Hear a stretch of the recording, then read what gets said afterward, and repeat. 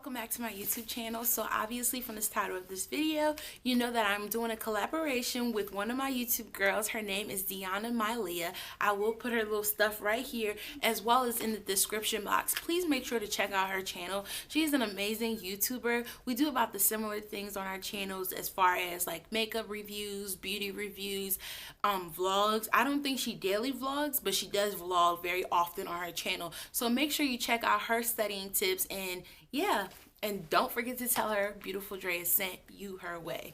So believe it or not, I cannot believe that it's been, wait, the last time I was in a classroom was in April. I can't believe it's been that long since I've actually been in an actual class and had to do a final.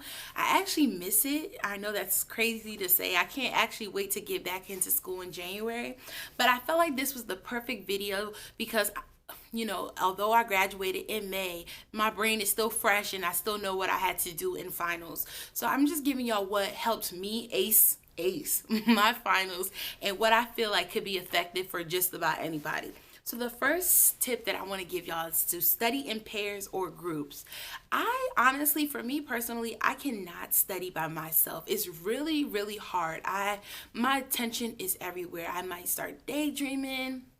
Daydreaming is probably the biggest thing that I typically do when I study by myself. I might look on my phone. I might be distracted by everything that's going on other than me studying. So I feel like when I'm in a group or I'm in a pair with somebody else, my focus is on to not mess up our group. So I always pay attention to what they have to say, and I feel like it's just easier that way, and I feel like I learn and comprehend, most importantly, comprehend the information that I need for my final with them than it is for myself. So I highly recommend that when you first get in your classes, that you find somebody in that class that you can consider a study partner, so you don't have to wait till finals and then everybody be like, nah. You know what I'm saying? So try to find somebody the first week of school and just ask some questions. And that is also a great idea for sharing a book. I know sometimes it can be hard to share a book, but just think about it. You and that person could share a book throughout the semester and pay half the price instead of paying a full price for a book. My second tip is to turn off your phones. Y'all, this is the hardest thing for me. Most of the time when I used to study, I would leave my phone on knowing fully well I shouldn't. I would get a snap, a phone call, a text, FaceTime, anything possible that could have happened when I didn't need it to happen would come through my phone. So I easily just simply turn my phone on airplane mode and set an alarm on or set a timer on my phone. I would break my studying time into intervals. So let's just say I wanted to study for an hour that particular day. I would break it down into 20-minute intervals, and then also have a little time in between where I can turn my phone back on just to check it and make sure everything's good, stretch, do what I have to do. So make sure you turn your phone off, and yeah. The third thing is to find creative ways to study. Y'all, honestly, I'm not the just open up the book type person. I have to like find creative ways. So for me personally, I love flashcards. I feel like flashcards were really easy for me. I would get different colored flashcards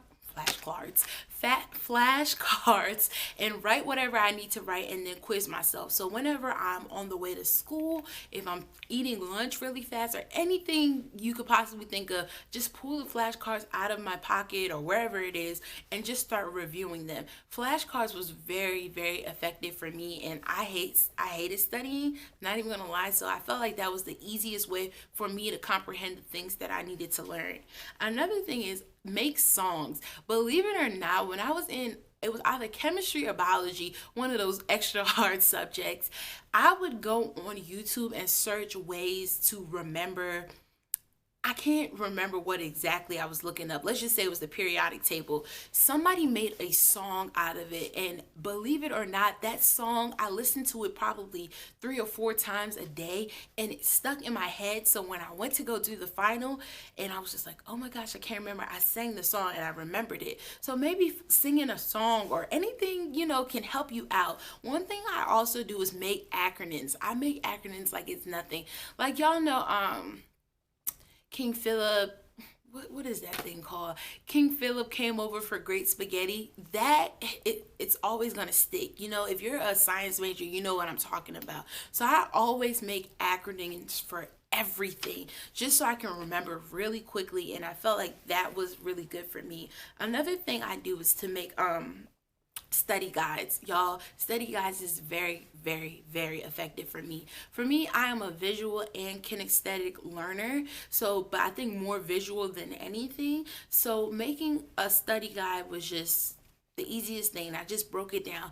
9 times out of 10, your professor, if he's not a douche, will always have a study guide for you. So you can just go online and just easily just print out that study guide, and you by yourself or your group or whatever can just go through the study guide and make an answer sheet for the study guide. So I felt like that really worked for me. Another thing that I do is to make slideshows. And if you're lucky, your professor also makes slideshows for you. So I would just take my iPad and just go through the slideshow and then make my own notes on the side. The third tip I want to give y'all, or the fourth tip rather, is to take plenty of breaks. And I'm sorry, I'm looking down. I have my notebook right here. Y'all, I cannot stress enough how much people need to take breaks. When I first started college, and that's really when I started studying, I always made the stupid mistake of studying for 3 hours straight and not taking breaks. You don't really retain information that way. For me, I need to study for about 20 minutes, get up, stretch my legs, check my phone or whatever for 5 minutes, sit down and again for another 20. Just keep doing it that way until my study time is over. You don't want to just study an hour straight, because I promise you 9 times out of 10, when you get up 20 minutes later and you go do whatever it is you're doing, you might actually forget what you just learned. So the fifth tip I always give people is do not procrastinate. I procrastinated from the day I stepped into college to the day I left out of college.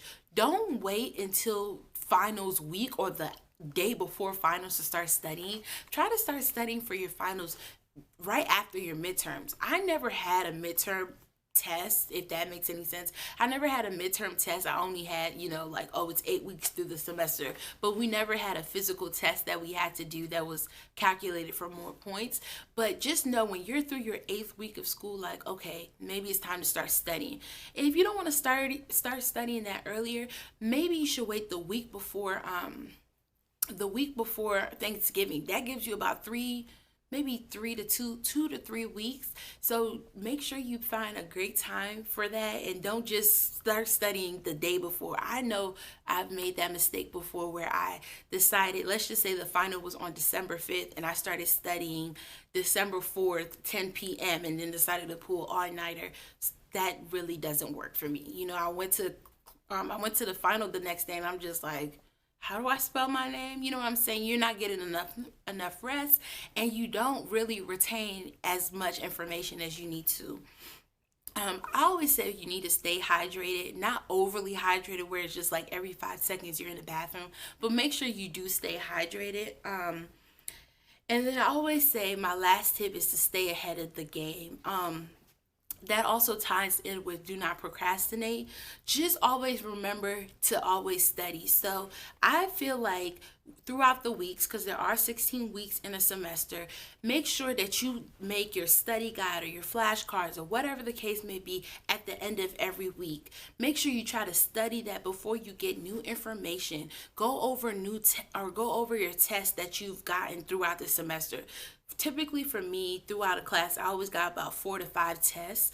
I always read over the tests that I got back and made sure that I got the answers from there that I did not get right, went over that information and did what I had to do. Because I promise y'all, the tests that y'all have gotten throughout the semester, it's probably going to be similar questions to what's going to be on your final exam. So I really hope that these tips were really helpful. I apologize if it was not that helpful, but please make sure you check out Deonna's channel, and she will give you her tips as well. So y'all have a blessed day.